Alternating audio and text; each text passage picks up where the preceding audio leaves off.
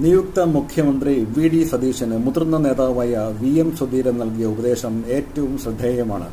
അധികാരം കിട്ടുമ്പോൾ കൂടെ കൂടുന്ന ചില ചങ്ങാതിമാരുണ്ട്.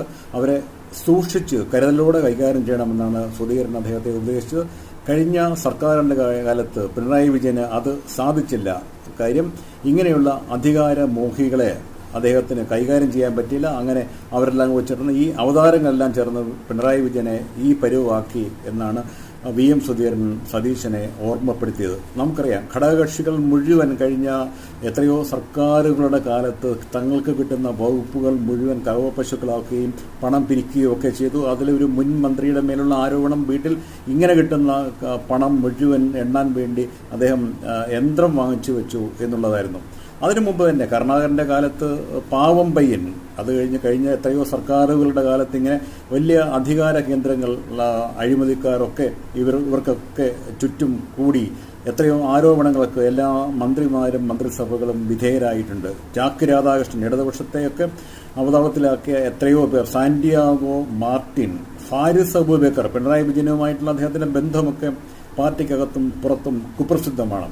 മാത്രമല്ല, നേതാക്കന്മാർ, ജില്ലാ തലത്തിലുള്ള നേതാക്കന്മാർ UDF ഗവൺമെന്റുകളുടെ കാലത്ത് മുൻകാലങ്ങളിൽ തങ്ങൾക്ക് കിട്ടുന്ന വകുപ്പുകളിൽ വലിയ തോതിൽ പിരിവുകൾ നടത്തുന്നു. ഓരോ സമ്മേളനങ്ങൾക്ക് പിരിക്കുന്നു.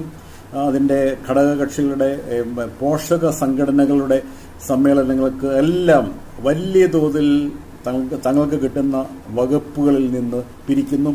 കോൺട്രാക്ടർമാരുടെ കയ്യിൽ നിന്ന് കാശ് വാങ്ങുന്നു. അഴിമതിക്ക് ഇങ്ങനെ കൂട്ടുനിൽക്കുന്നു. ഒരു പുതിയുഗ പിറവിയാണ് പിണറായി വിജയന് ശേഷമുള്ള സർക്കാർ ജനങ്ങൾക്ക്, കേരളീയർക്ക് നൽകിയിട്ടുള്ള വാഗ്ദാനം.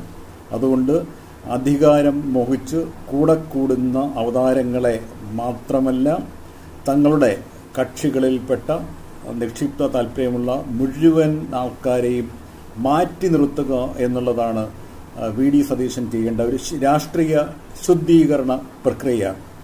അതിന് അദ്ദേഹത്തിന് കഴിയുമോ എന്നുള്ളൊരു ചോദ്യം അദ്ദേഹത്തിന് തീർച്ചയായിട്ടും കഴിയും.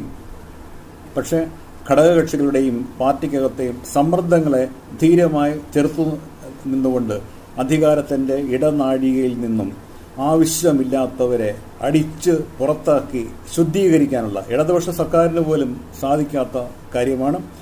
കോൺഗ്രസ് ഗവൺമെൻറ്റുകൾക്ക് മുൻകാലങ്ങളിൽ അത് സാധിച്ചിട്ടില്ല.